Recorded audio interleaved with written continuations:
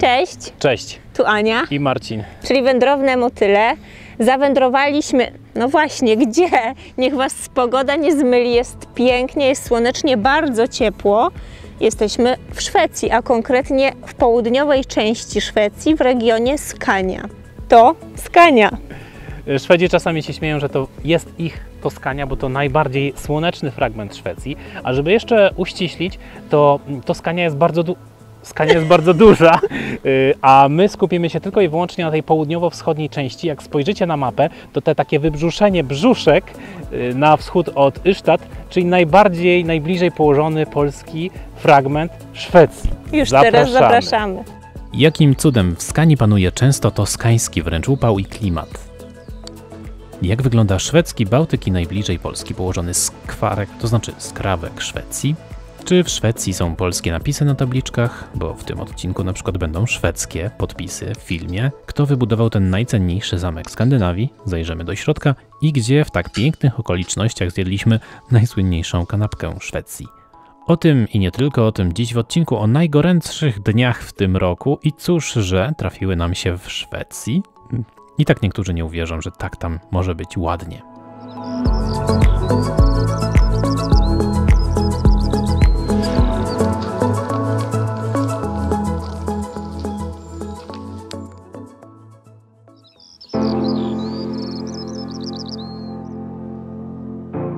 Ahoj! Z Morza Bałtyckiego, a dokładnie z południowo-wschodnich wybrzeży Skandynawii. Na horyzoncie Karlshamn, Zatoka Karola. Już na dzień dobry coś nam się wydawało podejrzane. Wiatr od wschodu i to ciepły, dość niemocny. Pełne słońce, temperatura znacznie powyżej 25 stopni. Z drugiej strony idealnie, że będzie ciepło, bo pasować będzie i do motywu przewodniego, i do partnera tego odcinka. A warto wiedzieć, że partnerem dzisiejszego odcinka jest marka Nui, producent lodów, Których składniki pochodzą z różnych stron świata. Słony karmel z orzechami macadamia z Australii. Nie byliśmy. Migdały z wanilią z Indonezji, Jawy. Byliśmy. a także czerwone skandynawskie borówki. Byliśmy. Oraz gorzka czekolada i nordyckie jagody. Jesteśmy. Upalnie przywitały nas okolice Havang. Ta kamienna struktura to jeden z setek skandynawskich dolmenów. Te najbardziej spektakularne dziwnym trafem stoją właśnie blisko morza. Ludzie dość błogo plażują, bryza morska miesza się co chwilę z zapachem ziół, dzikiej róży, wokół rozbrzmiewa śpiew skowronków. Tu, gdzie się znajduje, biegnie szlak pieszy Skanewek, który właśnie okrąża ten brzuszek skański, ten najbliższy Polsce. Tu w tych rejonach się zaczyna, przy rezerwacie, który później Wam pokażemy, a kończy się w jednym z najsłynniejszych miejsc południowej Szwecji, w którym też później będziemy.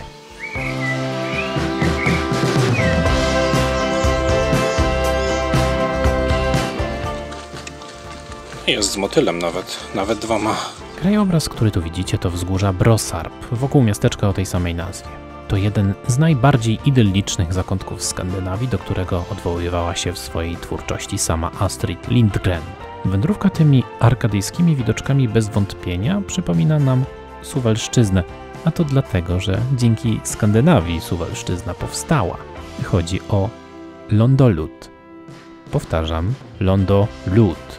W Szwecji można zbierać owoce runa leśnego, jagody, borówki, poziomki czy też grzyby na mocy, bo nie we wszystkich krajach, jak pamiętacie, na mocy tego prawa Allemansratten, podobne jest w Norwegii, czyli prawa wszystkich ludzi do zasobów przyrody, ale poza parkami narodowymi, których jest 30 i jest około 5000 rezerwatów poza tymi miejscami. Takie gospodarstwo również wygląda żywcem jakby wyjęte ze scenografii Pipi Pończoszanki czy Braci Lwie Serce. Po prostu się wchodzi, nikogo tu nie ma. Ogromne gospodarstwo z 1700 roku. Prowadzi nas na szlak przez charakterystyczne kładki przeciw bydłu, pomiędzy charakterystycznymi kamiennymi murkami wzdłuż miec, po charakterystycznych słonecznych murawach i wrzosowiskach, które to dopiero we wrześniu, muszą wyglądać zjawiskowo.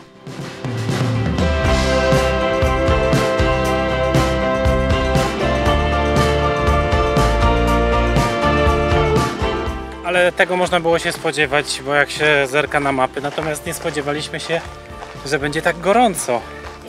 Jest bardzo ciepło, dla Szwedów pewnie jeszcze cieplej niż zazwyczaj. No 26-27 stopni to wielkie zaskoczenie. Nie sądziłem, że w pierwszych godzinach w Szwecji będzie nam kapał pot z czoła. Czym orzeźwić się można skandynawskim oprócz lądolodów? Może wodospadem? Ten tutaj, Halamola, jest największym wodospadem na południu Szwecji. Czyli, gdy zaskakuje nas natura, najlepszą ochroną też jest natura.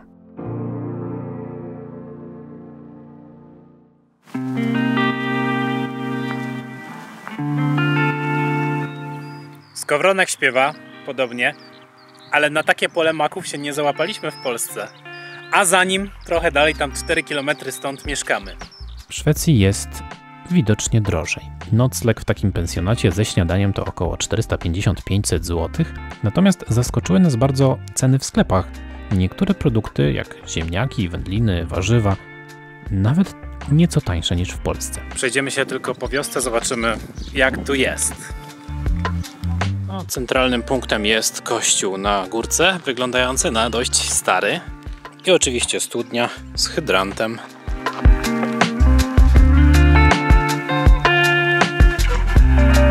Stadnina naprzeciwko i jeszcze taki budynek przypominający dworek, bo na południu Szwecji jest coś takiego, takie określenie jak dwór. No i to wszystko w tym przysiłku właściwie. Co da się tutaj zauważyć? Mówiłem Wam o tych murach na pastwiskach, wokół pastwisk, ale nie tylko. Ten kamień polodowcowy wykorzystuje się wszędzie. Proszę, w budynkach również. Szkoda by było nie używać darmowego budulca. I tu jest śmieszna historia, anegdotka, bo często w Polsce mówimy Wam o jakimś tam kamieniu przyniesionym ze Skandynawii. No tutaj tego nie możemy powiedzieć, bo on po prostu jest tutejszy.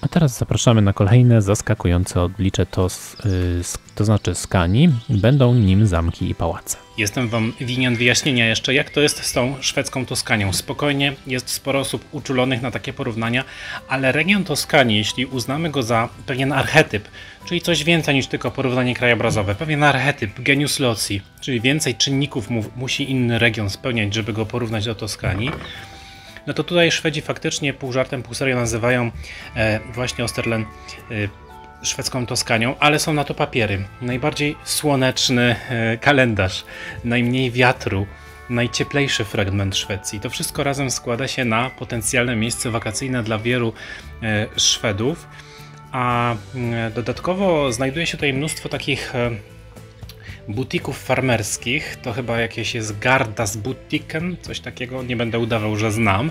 Przyjeżdża się tutaj próbować lokalnych produktów, smakować lokalnych potraw, kupować te produkty tradycyjne właśnie wprost od tych mini farmerów, dużych farmerów.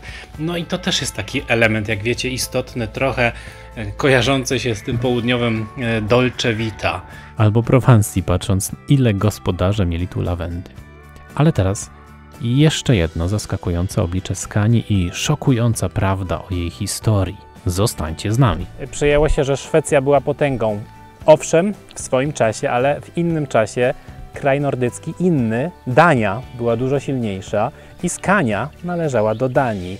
A ten niezwykły zamek za moimi plecami właśnie powstał w okresie panowania Duńczyków na tym terenie. Glimmingehus może nie robi wielkiego wrażenia z zewnątrz, gdyby nie fosa, ktoś mógłby pomylić go nawet ze zwykłą kamienicą albo spichlerzem.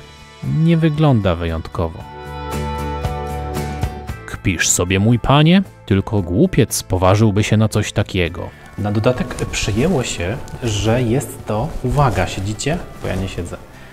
Najstarsza, najbardziej autentyczna, zachowana tego typu średniowieczna budowla we wszystkich krajach nordyckich. Może dlatego, że znajdował się tu przez długi czas magazyn zboża, a na dodatek jedna z ciekawszych obronnych twierdz w ogóle na północy Europy.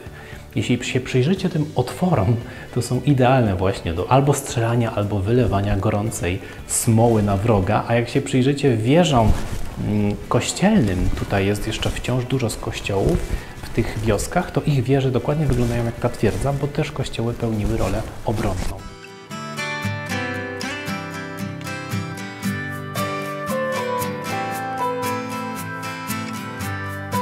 Ten dwór znajduje się na wyspie, która jest położona na środku jeziora.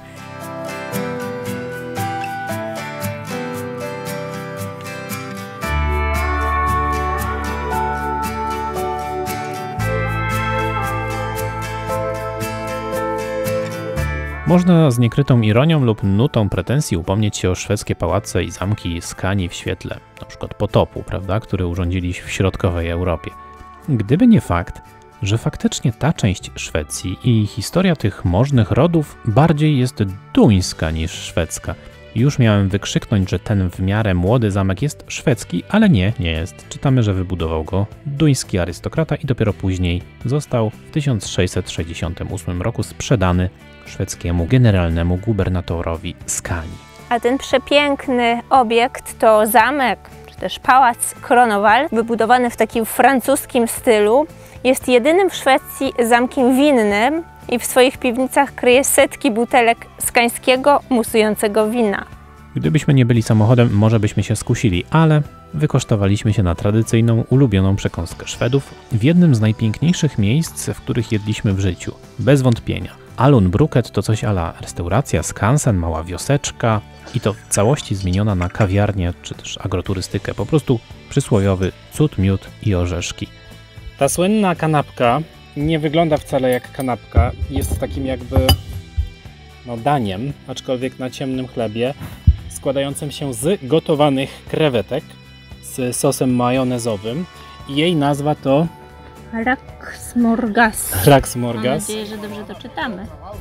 A druga rzecz to To jest coś podobnego, co kiedyś już jedliśmy, tylko że z gotowanym jajkiem, a na wierzchu mamy śledzia mocno marynowanego, widzę. No i oczywiście na tym ciemnym, tradycyjnym chlebie. I pani nam powiedziała, że to też często Szwedzi jadają na różnego rodzaju święta, również Boże Narodzenie.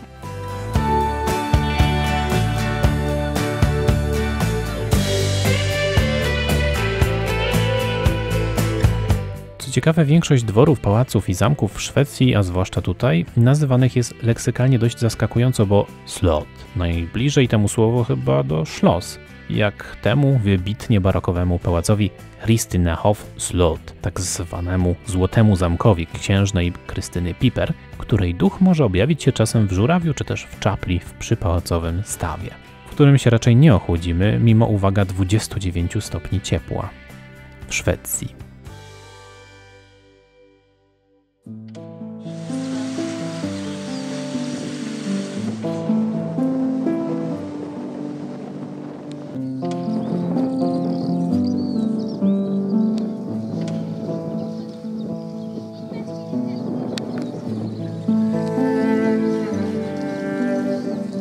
Wykorzystując upalne dni, wybraliśmy się na samo południa i dokładnie w samo południe tego dnia stanęliśmy przed jednym z najbardziej tajemniczych miejsc Szwecji. Ale Stenar to taki szwedzki Stonehenge, 59 głazów, które są ułożone tak, że z lotu ptaka wygląda, jakby przybierały kształt łodzi.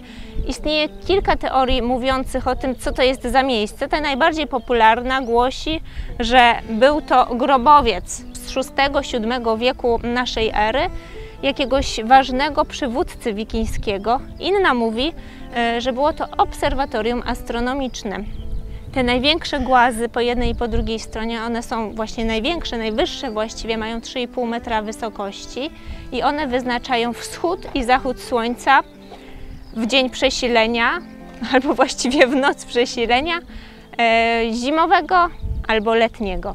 Wędrówka nad klifami albo do rybackiej wioski Kaseberga wśród śpiewu, skowronków, krzyku jaskółek to niezwykle orzeźwiający i przyjemny moment tego dnia.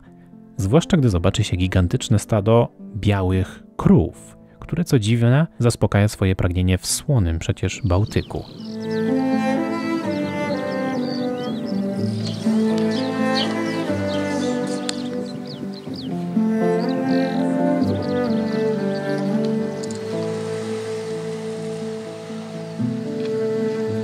plaża Sandhamaren, jeśli dobrze wymówiłem. Właśnie na niej jesteśmy w najcieplejszym dniu naszego pobytu, gdzie prawie dochodzi do 30 stopni. Pięknie wieje nam od południowego wschodu, czyli z Polski. No właśnie, Szwedzi uznają plażę za najpiękniejszą, jedną z najpiękniejszych w swoim kraju. Jest szeroka, ma piękny, biały, drobny piasek, kolor morza jest turkusowy, taki karaibski. Najchętniej bym pokazał Wam ją z drona, ale rok temu zmieniły się przepisy i w wielkim skrócie nie jest to prosta sprawa, żeby spełnić wszystkie oczekiwania. Nawet jak czasami pracujemy z organizacjami rządowymi, to się udaje nam załatwić. Tutaj nie ma szans w obecnym stanie. Nic nie szkodzi, ale jest to też najbliżej położony polski punkt Szwecji. Tam gdzieś jest Polska, to jest najkrótszy odcinek, ale nie graniczymy ze sobą w tym miejscu przez morze, bo pomiędzy jest Dania, a dokładnie Bornholm, który podobno widać z klifów przy dobrej pogodzie wietrznej. Zupełnie inne wybrzeże prezentuje się w okolicach wioski Vik, na wschodnim wybrzeżu Skani.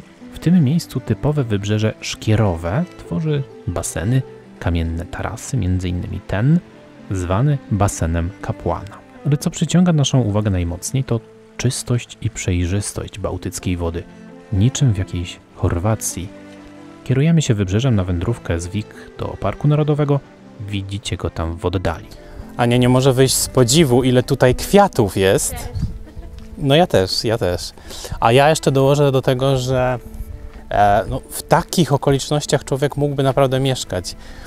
Bez problemu wyobrażamy siebie w takim miasteczku, tu nawet w Szwecji, ale wiemy, że tak nie jest. Taka pogoda, jaka nam się trafiła, nie jest mimo wszystko tutaj codziennością. Pewnie mimo wszystko tych dni szarych i deszczowych, wietrznych jest więcej.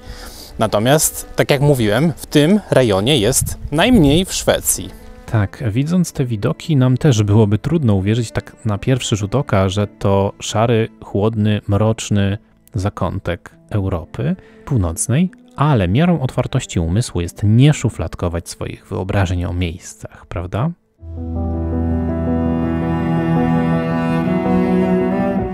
Jesteśmy w Parku Narodowym Stenhuvud.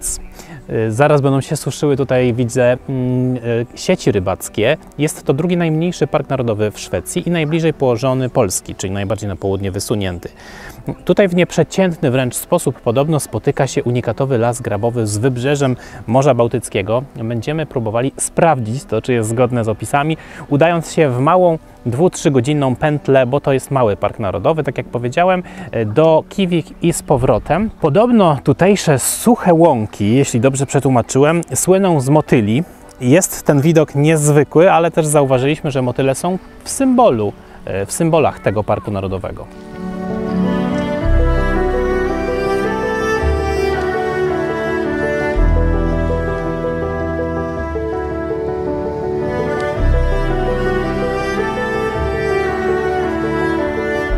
Ponieważ ten teren jest osłonięty od wiatru, jest tu naprawdę ciepło, dużo cieplej niż w innych częściach, no to uwaga, mamy jagody, a mamy koniec czerwca również, więc szybko.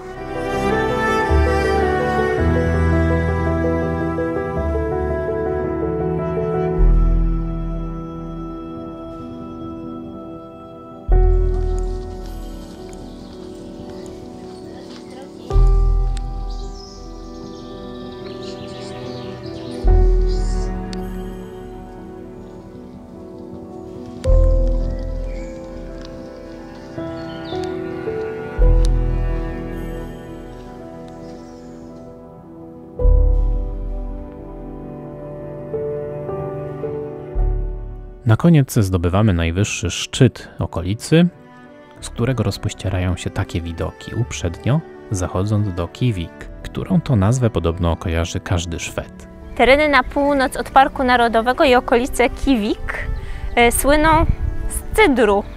Łagodny, wręcz śródziemnomorski klimat powoduje, że jest tutaj naprawdę bardzo dużo sadów, a nawet winnic.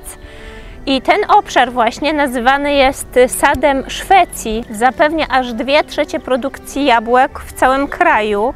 Najbardziej popularną odmianą jest Rodnos, które charakteryzuje się cieniutką skórką, jest podobno bardzo soczysty, czyli idealny na cydr. A teraz jesteśmy w wytwórni cydru, która jest chyba najpopularniejszą tego typu wytwórnią w całej Szwecji. Wróciliśmy oczywiście z cydrem na wieczór. Na plantacji borówek i jagód jeszcze za wcześnie na zbiory, i to samodzielne, dodajmy. Wróciła z nami też zupa jagodowa. Jak dobrze słyszycie, zupa jagodowa. Jak kisiel. I borówkowo-jabłkowo-jagodowy kolor nieba. Przepiękny widok.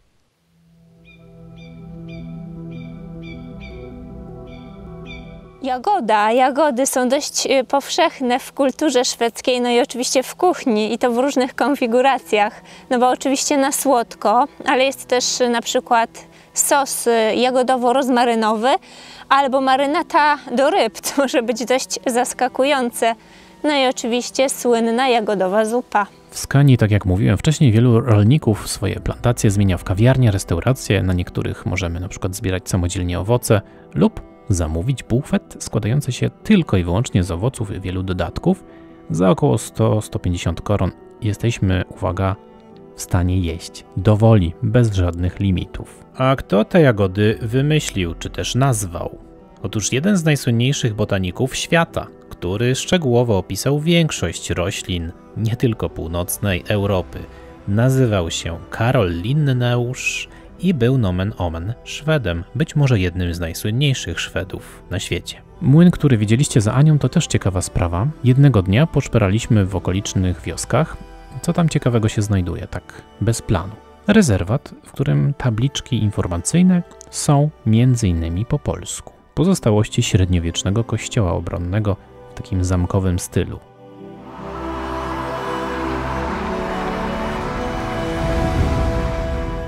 Czy zabytkowa stadnina koni, której strzeże również obronny dwór, zamek, w tym opisanym przeze mnie wcześniej typowo duńskim stylu. Ale co z tym młynem, wiatrakiem?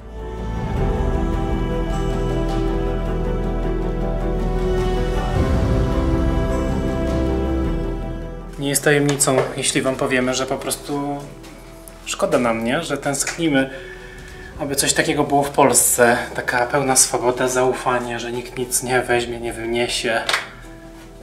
Jest to osobliwe doznanie. I to już naprawdę kilkanaście takich tutaj widzieliśmy przykładów. Dla chętnych i potrzebujących można podziękować na przykład kupnem worka mąki. Resztki Midsommar sprzed dosłownie 2 dni uspokoiły nas, że to już po. Jakoś tak średnio byłoby trafić tutaj w środku tego święta. Jeśli macie ochotę szybko poczuć przygodę, w tym przypadku skandynawską lub nordycką, to wsiadajcie po prostu na promy w kierunku południowej Szwecji. A jak chcecie spróbować bardzo szybko, no to spróbujcie lodów Nui z borówkami albo jagodami stąd.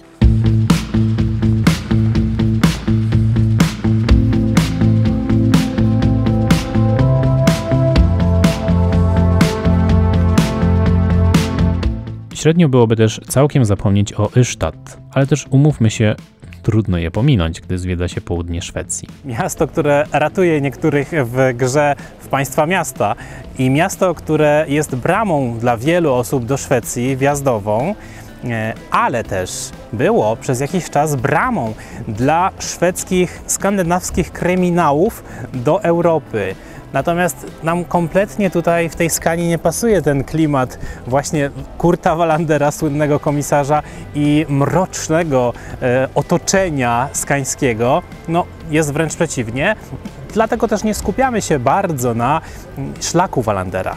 Ale miasto było bramą, natomiast o dziwo nigdy nie było bramą dla wojsk, dla nieprzyjaciół, ponieważ, uwaga, Ystad, przez wielu niedoceniany, jest jednym z najlepiej zachowanych, o ile nie najlepiej zachowanym średniowiecznym miastem w Szwecji. Dominuje tutaj piękny pruski mur i naszym zdaniem warto sobie zrobić szlak nie tyle Wallandera, co szlak róży.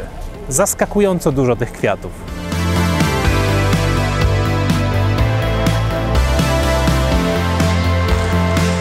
Witajcie w mrocznej Szwecji.